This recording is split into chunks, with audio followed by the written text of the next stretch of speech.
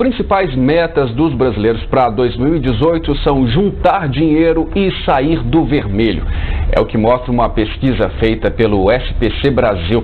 O superintendente de finanças da instituição, Flávio Borges, conversa agora com a gente sobre esse estudo.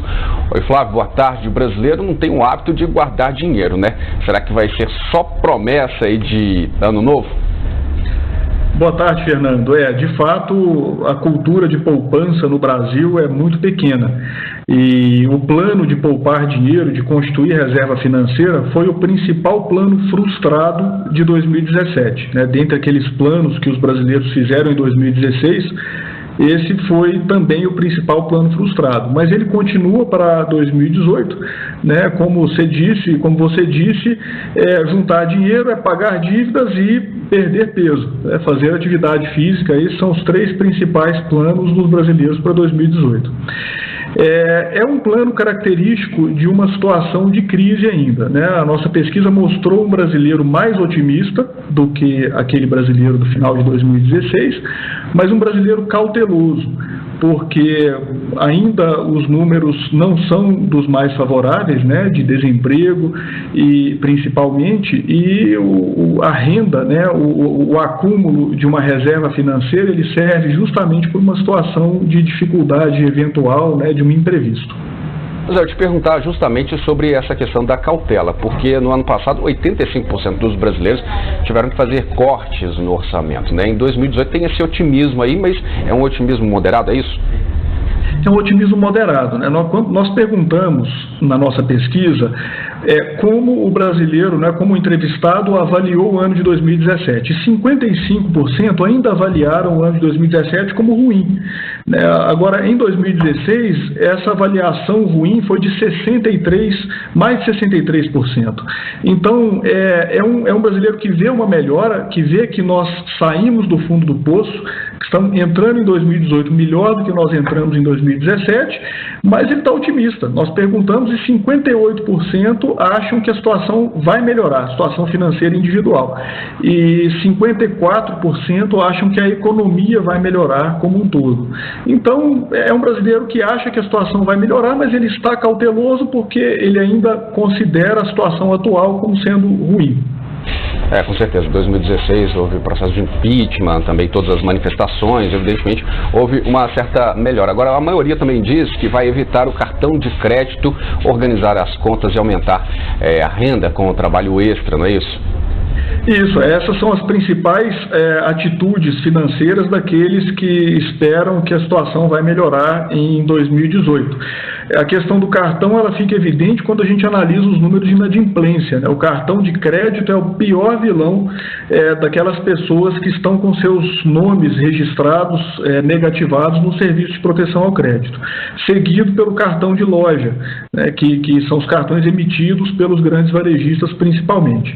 Então, controlar o cartão de crédito é fundamental, assim como planejar os gastos, que é a segunda maior atitude. A pessoa ter um controle, ela relacionar as suas fontes de renda e as suas despesas regulares para que os imprevistos não afetem tão negativamente as contas.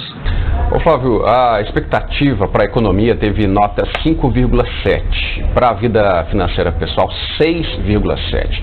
Isso também é uma característica do brasileiro, não acreditar tanto na economia de uma forma geral, mas ter certeza que a sua vida, as suas finanças pessoais vão melhorar.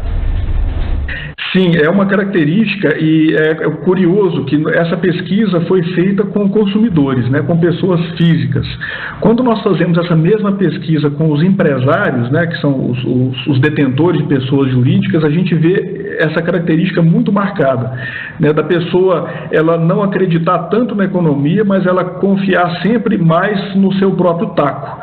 E é um negócio que não funciona na prática. Se a economia melhora para todo mundo. É claro que para umas pessoas mais do que para as outras, e para outras pessoas menos do que para as outras, isso é natural.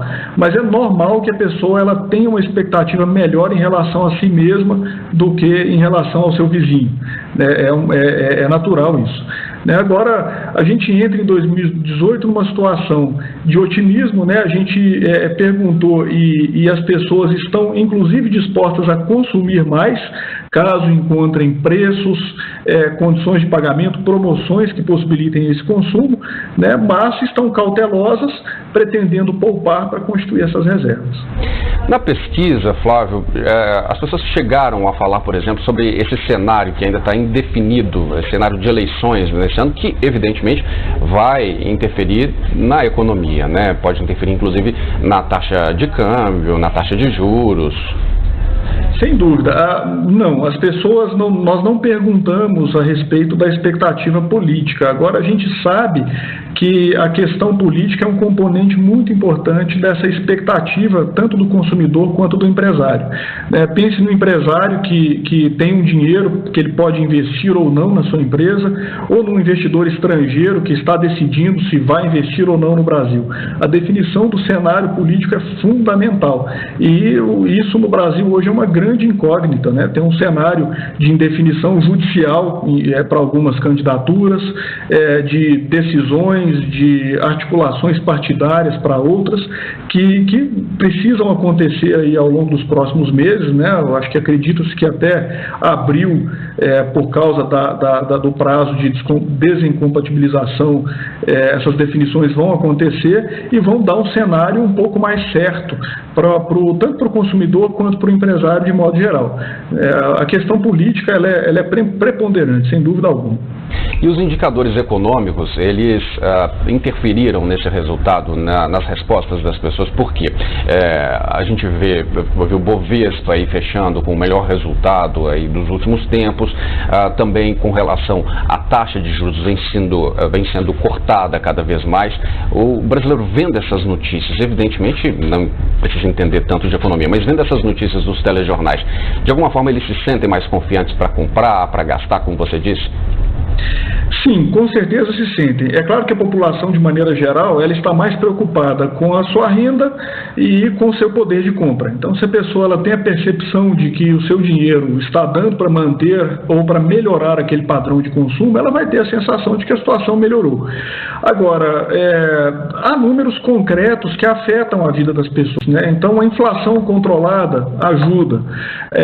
O aumento das vendas no Natal, de mais de 5% em alguns casos, ele contribuiu para uma geração maior de empregos, para a manutenção desses empregos aí virando para 2018.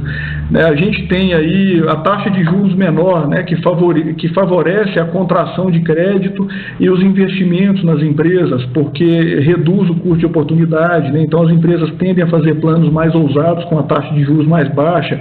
Então são todos indicadores que eles afetam sim a vida real das pessoas. Agora, o principal indicador é o indicador de emprego e é a renda dessas famílias, que é o que possibilita de fato que elas mantenham ou que elas melhorem seus padrões de vida aí, ao longo do tempo. Pois é, você falou de emprego e é interessante notar, a gente agora fala sobre temores, A pesquisa mostrou que, em primeiro lugar, vem problemas com saúde, depois que vem a demissão, e em terceiro, não poder pagar as contas. Como é que a gente explica isso? A gente vê até um indicador aí de pautas eleitorais, Nós vemos a saúde, a questão da violência, a questão do endividamento, a questão do desemprego muito presentes. São as principais preocupações das pessoas para 2018. E são preocupações que justificam esses planos de poupança que os entrevistados pela pesquisa demonstraram. Então, se mais de 40% dos entrevistados pretendem acumular algum recurso, fazer um colchão financeiro aí para o início de 2018, esses colchões financeiros eles estão muito relacionados a essas preocupações.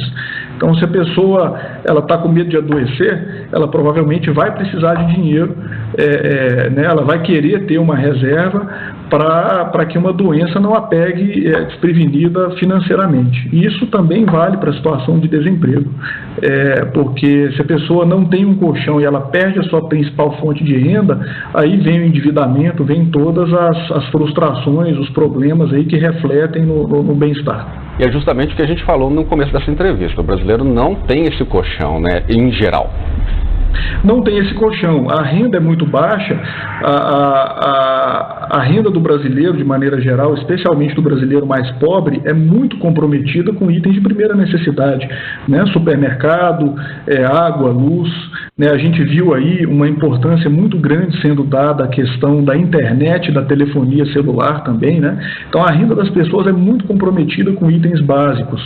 Por isso é tão difícil juntar dinheiro, né? A gente vê uma certa parcela da população, né, especialmente nas classes A e B, que não juntam dinheiro por falta de disciplina, né? Tanto é que muitas pessoas com alta renda têm problemas financeiros porque acabam consumindo muito mais do que ganham. No entanto, para a maioria da população, o problema ainda está relacionado com a falta de dinheiro, pura e simplesmente, né, que é agravada numa situação de crise pelos números do desemprego.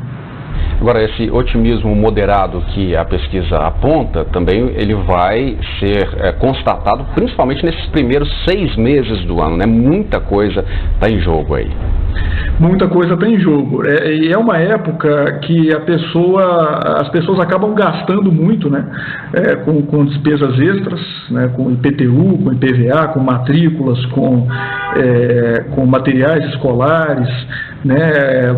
É um período do ano em que muitas pessoas que se endividaram no final do ano estão lidando com essas dívidas, ou seja, financeiramente é um período complicado e muita coisa, de fato, como você disse, Fernando, muita coisa vai acontecer para sinalizar para a população sobre esse futuro próximo aí, né? Se nós vamos ter um cenário eleitoral mais tranquilo, né? Se nós vamos ter uma retomada mais acelerada da economia, a gente vê aí estimativas de crescimento do PIB aí acima dos 2,5% e que se concretizarem vão ser muito positivas, né? A gente tem aí uma lista de afazeres grandes, uma reforma da Previdência que a gente não sabe se vai sair do jeito que se pretende, né? Nós temos aí uma série de situações que podem se desdobrar a partir disso, especialmente relacionada à situação fiscal e à taxa de juros, né?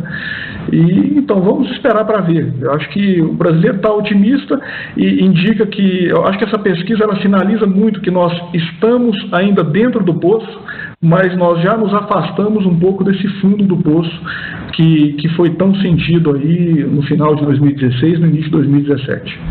Claro, com certeza, o otimismo já é um bom caminho. Muito obrigado, uma boa tarde.